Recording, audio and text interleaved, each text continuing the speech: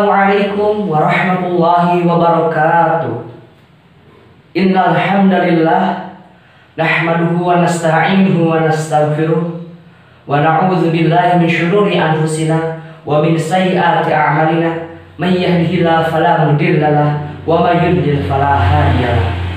Wa asyhadu an la ilaha illallah wahdahu la syarikalah wa asyhadu anna Muhammadan abduhu wa rasuluh allazi la nabiyya ba'da wa la rasula ba'da amma ba'du. Segala puji hanyalah milik Allah Subhanahu wa taala. Siapa saja yang Allah berikan petunjuk kepadanya, maka tiada satupun yang dapat memberikan kesesatan. Dan siapa saja yang Allah berikan kesesatan kepadanya, maka tiada satupun yang dapat memberikan petunjuk kepadanya. Salawat dan salam semoga selalu tercurah limpahkan kepada junjungan kita Habibana wa Nabiyana Muhammad sallallahu alaihi wasallam, kepada para keluarganya, kepada para sahabatnya, hingga kepada kita seluruh umatnya. Amin ya Allah ya Rabbal Alamin.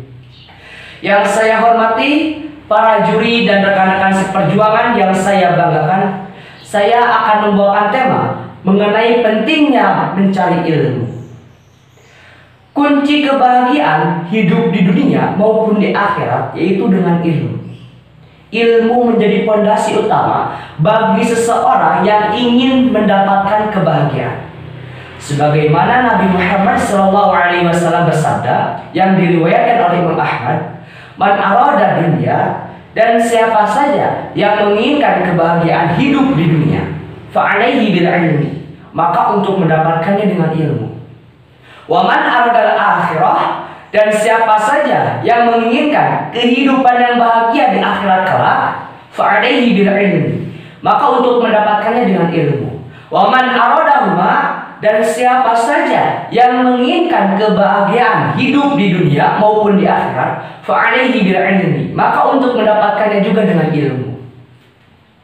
Ilmu menjadi dasar bagi seseorang dan menjadi modal utama untuk mendapatkan kebahagiaan.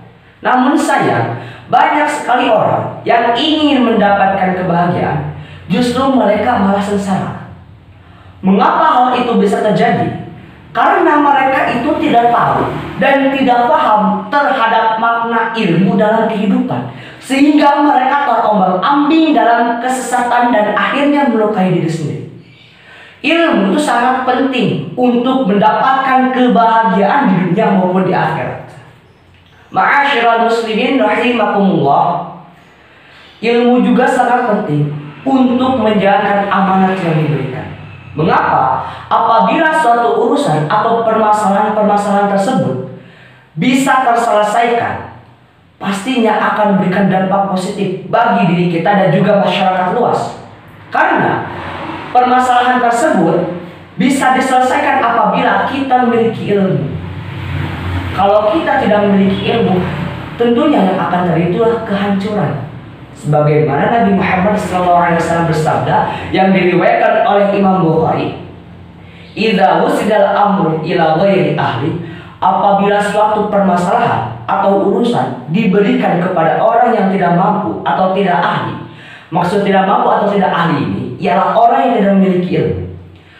Fantadisah, maka tumbuhlah kehancuran. Jika urusan negara diberikan kepada orang-orang yang bodoh, yang akan terjadi bukanlah kemakmuran, melainkan kehancuran, karena orang-orang bodoh tidak memiliki ilmu untuk mengatasi permasalahan-permasalahan, sehingga permasalahan itu akan menumpuk dan jika dibiarkan akan mengakibatkan kehancuran bagi bangsa kita. Makanya kita perlu menuntut ilmu itu agar bisa membuat negara yang makmur. Negara yang makmur, salah satu dasar modalnya itu adalah dengan ilmu. Namun permasalahan di Indonesia ialah menganggap bahwa sekolah itu bukan tempat majelis taklim, bukan untuk belajar, namun menganggap bahwa sekolah itu tempat untuk bersenang-senang dan mencari uang jajan. Itu adalah kesalahan yang sangat fatal dan jika tidak diperbaiki akan berdampak buruk kepada negara. Mengapa bisa berefek besar? Karena jika anak mudanya sebagai generasi penerus bangsa tidak memiliki ilmu untuk mengelola negara, tentunya negara kita akan kembali dijajah atau dieksploitasi oleh negara-negara yang menginginkan kekayaan alam di Indonesia. Makanya anak muda harus diperbaiki perspektif seperti itu, karena akan merujuk kepada kerusakan apabila hal itu tidak diperbaiki. Muhammad Abduh pernah berkata, salah satu faktor penyebab hancurnya suatu negara karena kebukuan dalam berpikir. Kebukuan dalam berpikir ini terjadi karena seorang tersebut tidak memiliki ilmu, sehingga dia tidak bisa berkreasi, menciptakan ide-ide baru. Itu yang menjadi kesalahan utama dan menjadi faktor penyebab hancurnya suatu negara.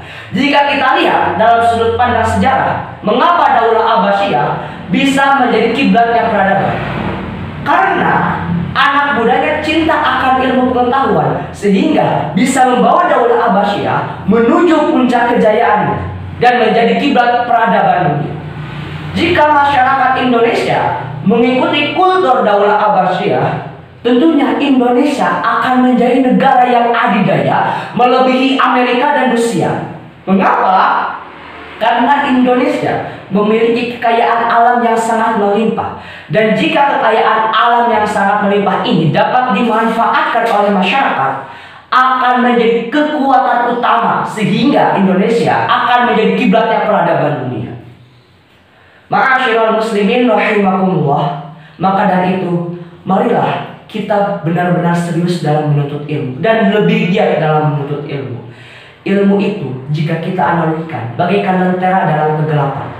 Orang yang berilmu tidak akan pernah tersesat dalam kegelapan tersebut. Sebagaimana Nabi Muhammad SAW bersabda, "Thalabul ilmi fardhatun 'ala kulli muslimin." Diwajibkan untuk seluruh umat muslim menuntut ilmu. Mengapa? Agar tidak tersesat dalam kejahiliahan. Menuntut ilmu itu penting karena akan membawa diri kita menuju kebahagiaan dan akan bisa menjalankan amanat yang diberikan kepada kita, sehingga akan berdampak positif kepada bangsa, agama, dan negara. Bukan hanya berdampak positif bagi diri kita, namun dengan ilmu juga akan memberikan dampak positif bagi masyarakat, bangsa, dan agama. Itu saja yang saya sampaikan. Mohon maaf apabila ada kata-kata yang kurang berkenan. Mudah-mudahan apa yang bisa saya sampaikan ini bisa menjadi motivasi dan bermanfaat bagi teman-teman semuanya. Hidup sendirian tanpa seorang kekasih. Cukup sekian dan terima kasih. Akhirul kalam. Wassalamualaikum warahmatullahi wabarakatuh.